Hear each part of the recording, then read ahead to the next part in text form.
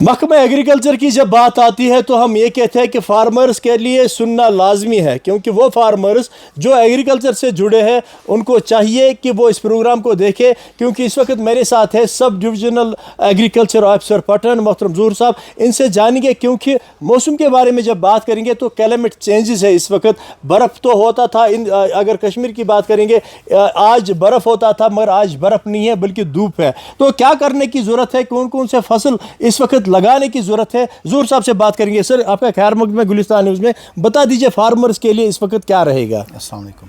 इस वक्त चूँकि मौसम काफ़ी अच्छा है, दिन में खासी अच्छी धूप होती है, तो जो हमारे प्रोटेक्ट कल्टीवेशन के जो हमारे पास हाईटेक आते हैं, चाहे लो कास्ट हाईटेक हो या जो हमारा अल्ट्रा हाईटेक है, या छोटे छोटे जो हमारे फार्मर्स के पास जो छोटे टनल शेप्ड या वुडन स्ट्रक्चर होते हैं, तो वो उनमें जो हमारे रबी में सब्जियां लगाते हैं, जैसे हमारे पास नौल खोल है, कैबेज है, कॉलीफ्लावर है, ब्रोकली है, या शिमला मिर्च है, या कश्मीरी लाल मिर्च है, तो उसकी पनीरी के लिए वो जा सकते हैं।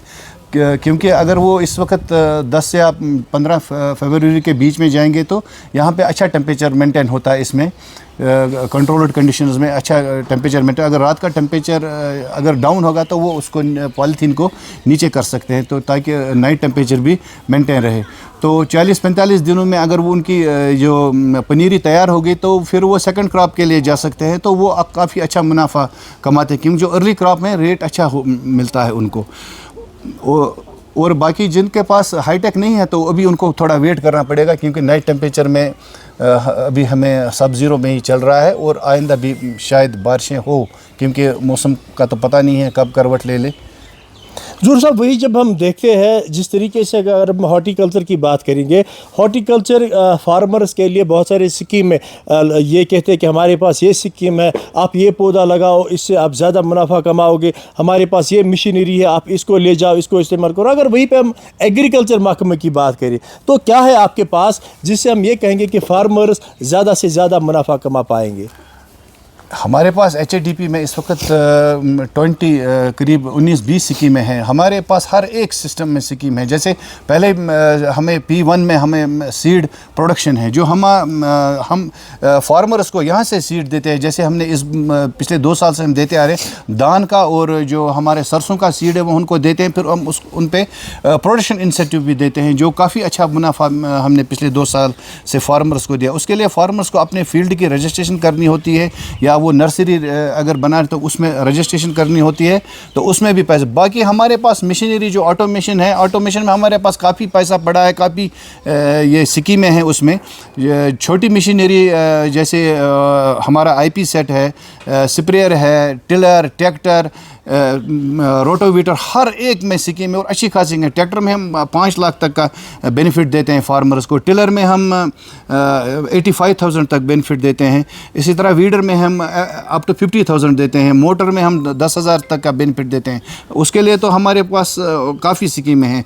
इसके मज़ीद जो हमारे पास है इरिगेशन फैसिलिटीज़ इन्हांस करने की, उसमें हम बोरवेल देते हैं, या शैलो वेल देते हैं, या डग वेल, इवन उसमें अप टू 2 लाख की सब्सिडी हम देते हैं। इसी तरह हमारे पास जो एलाइड सेक्टर्स है, जैसे हमारे पास एपिकल्चर है, मशरूम है, या लैंडलेस फार्मिंग भी जैसे हम कहते हैं, तो उसमें भी हमारे पास काफ़ी स्कीमें हैं।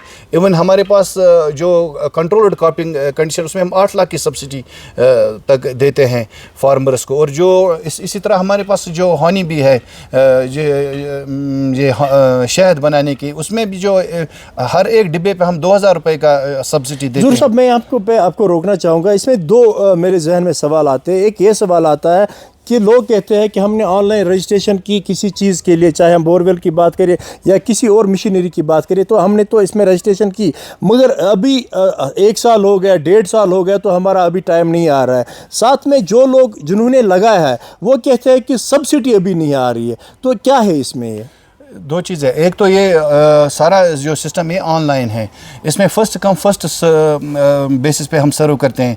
जिन्होंने एप्लीकेशनें भरी हैं उनकी जो हम पहले एप्लीकेशन हमारे पास देते हैं, तो वो हमारे डिस्ट्रिक्ट ऑफिस पे चली जाती हैं ऑनलाइन ही। तो वहाँ से वो जोनल ऑफिसर को वापस रिटर्न होकर उसमें वो फिजिबिलिटी चेक के लिए उसने रिपोर्ट देना होता है। जब उसकी फिजिबिलिटी अप्रूव हो जाती है तो वो वापस DO लेवल पे चला जाता है। تو اس کے بعد وہ DOI لیول پہ ڈائریکشن لیول پہ چلا جاتا ہے آن لائن. یہ مطلب اس میں کافی سٹیپس ہیں لیکن یہ ود ان 4-5 ڈیز سب ہو جاتا ہے.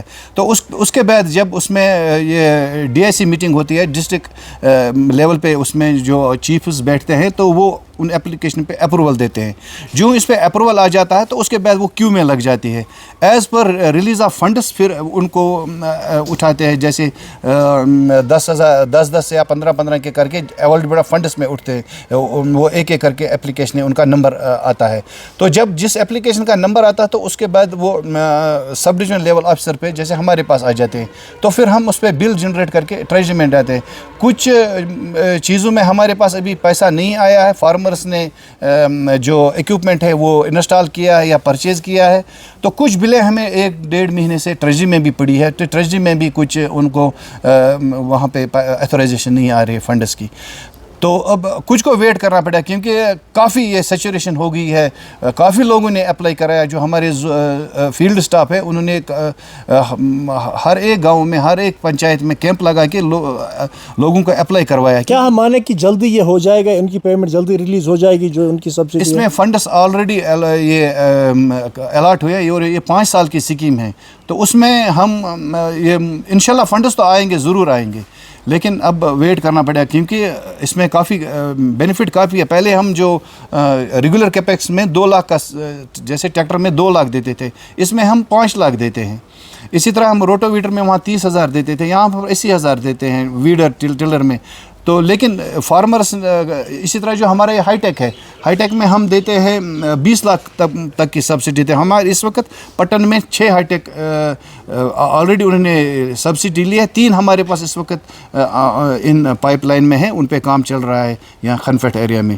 اور ایک شکریہ بات کرنے کے لیے. ہمارے ساتھ یہاں پہ تھے سب ڈویژنل ایگریکلچر آفیسر پٹن محترم ظہور صاحب, جن کا صاف کہنا ہے کہ فارمرز کو چاہیے کہ وہ زیادہ سے زیادہ اسکیموں کا فائدہ اٹھائے, کیونکہ آج اگر ہم دیکھیں گے ہائی ٹیک جو ان کے پاس ایک بڑی اچھی اسکیم ہے, یہ لگا سکتے ہیں, بوروے لگا سکتے ہیں, یا باقی جو بھی مشینری ہے ان کا فائدہ اٹھا سکتے ہیں, کیونکہ سبسڈی ان پہ بہت اچھی ہے. اور سرکار سے یہاں پہ گزارش یہ بھی رہے گی کہ اگر فارمرز کو ہم اویئر کرتے ہیں کہ آپ یہ لگا لیجئے, یہ سبسڈی اس میں ہے, مگر شاید پھر ٹائم لگ جاتا ہے, اس ٹائم کو کم کرنے کے لیے یہاں پہ جو محکمہ ہے یا جو ہائر اتھارٹیز ہیں ان کو چاہیے کہ اس پہ جلد از جلد کام کیا جائے اور زیادہ سے زیادہ جتنی ریکوائرمنٹ ہے اس سے بھی زیادہ بھیجا جائے تاکہ فارمرز کو یہاں پہ ویٹ نہ کرنا پڑے.